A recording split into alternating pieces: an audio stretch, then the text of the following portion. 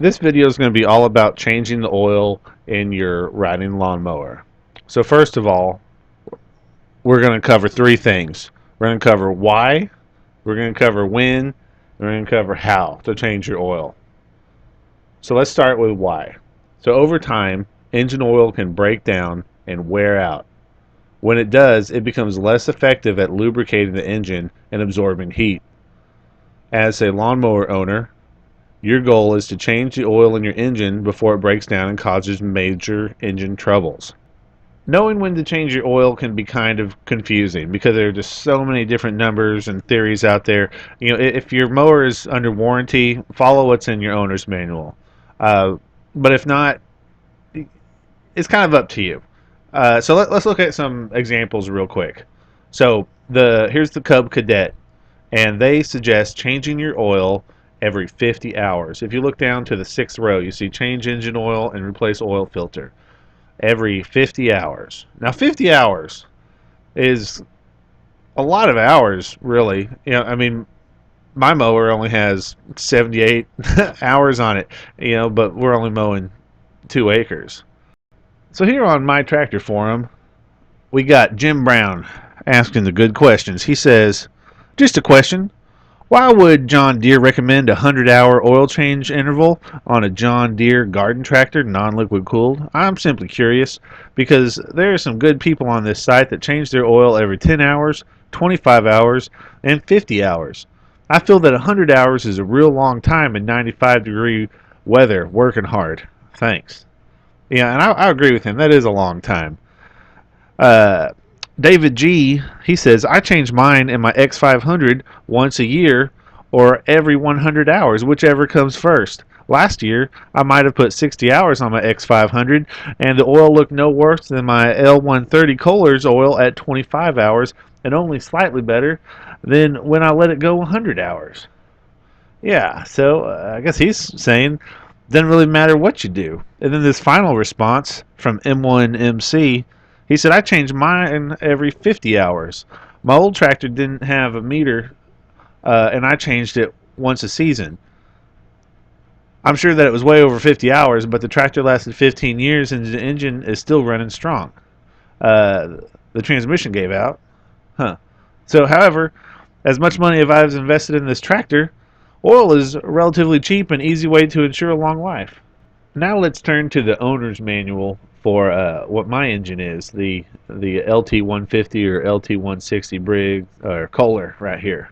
So look at the little box that says important, avoid damage. Change the oil more often if the vehicle is used in extreme conditions. And these extreme conditions include extremely dusty conditions, frequent slow or low speed operation, or frequent short trips. So the short trips one, that's the one that I think is real interesting. So oil will inevitably get moisture in it. I mean, one of the byproducts of combustion is water, and you have a lot of blow-by past the piston rings in these small engines. So you probably get a fair amount of moisture in the oil. And if you don't run it long enough or hot enough to cook that water out, you might start to get some corrosion in there. Let's go ahead and jump into this oil change real quick. I'm going to start by venting the crankcase by taking off the oil cap there, loosening it at least, and then I'm going to take off the drain plug that's just on the end of the little extension on my engine. So obviously what you've seen is that deciding when to change the oil on your riding mower is a highly personal decision. You just got to do what feels right to you. If you have a smaller yard like mine, and it takes you several years to get to even 50 or 80 hours, maybe you don't need to change it every year. But if you get a lot of use out of your mower, maybe you should consider, an annual oil change. Me personally, I'm going to stick with every year or two or whenever I feel like it. I'm going to keep it a mystery. Now, see, you put a little oil on the O-ring of the oil filter, and that helps it come off, and whenever you decide to do it a few years from now. Because you saw my last oil filter was straight up rusty. It was super duper rusty. It'd been on there a decade or more. Now, I'll be the first to admit I got a little bit carried away and I tightened this down with my Gorilla Grip best I could. You don't need to go super duper crazy tight. All right, so back to the owner's manual. Look at the second page here. It says on line 13, it says add oil no higher than the full mark on dipstick. Begin with approximately 1.4 liters. Ooh, that's not America. 1.5 quarts. I'm sorry if I offended anybody. Or 48 ounces. Do not overfill. So after adding the first quart, I go ahead and add a little bit of the second one. I didn't make it all the way to what the book says at 1.5 quarts. I hadn't read the book at this point. But anyways, after you put oil in, you go ahead and fire it up and make sure you get the oil up into the oil filter and stuff. And then you check it again and add as necessary. So now I'm just going to do a quick check of the oil. And as you see, it's still a little bit low. It's below the hash marks. You know, the book says to put it anywhere in the hash marks, but do not overfill. And so what I decided to do was to install almost the entire rest of the quart. I probably had 1.7 quarts in there, and it was just a little bit high, but it doesn't matter. You know, somewhere below 2 quarts for these engines is perfect. And while we're at it, went ahead and replaced the fuel filter. You know, you can buy the engine tune-up kit that comes with everything. It's the most economical option. I just bought single pieces at a time from my local tractor supply. But with the fuel filter, you know, it has a flow, a certain direction that it flows. So just make sure you stick it on right. Can't go wrong with this. And, you know, I just reuse those old clamps. Now what I like to do is go ahead and fire it up. Make sure that I get fuel through there and get the filter wet. You don't have to have the filter fill up. As long as there's any liquid in it at all, anything's running, it's working. But don't worry if it's fully flooded or not. It'll be fine. And moving on to the spark plug, buddy. Spark plugs, I don't know. Everyone knows how to do a spark plug, right? We're gonna tackle this anyway. Anyways, yeah, I take my spark plug socket, a little extension, and remover ever so gently. If it's stuck in there, you really want to work it forward and backwards, but mine came out no problem, just right out.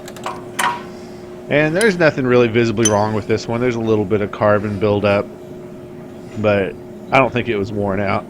But go ahead and replace it because it was running a little bit funny. A new one. This is the Champion RC12YC.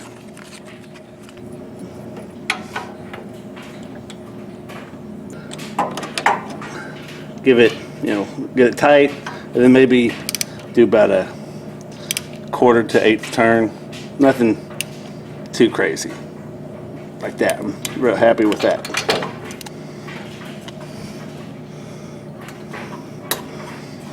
And let's make sure it'll start.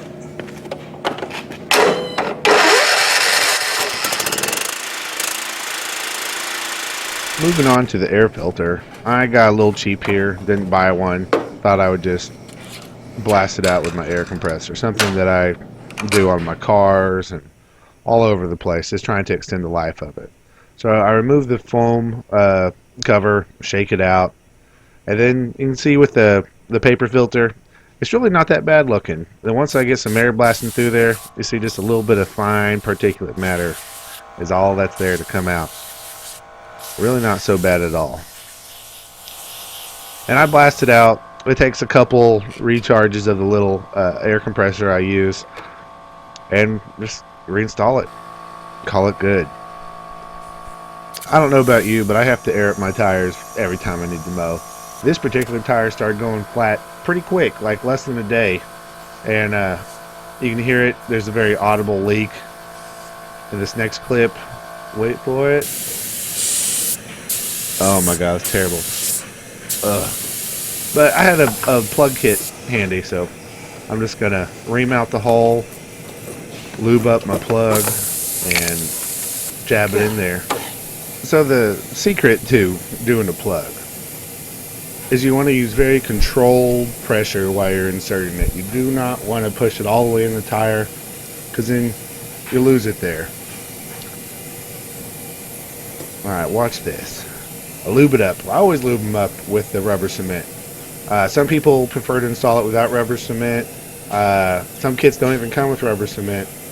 I think it helps it get in there, and it makes me feel better, like that it's going to stay. But the plugs themselves are pretty sticky. So look at this, very controlled pressure, and then a quick, real quick, yes, quick jab. Pull it out.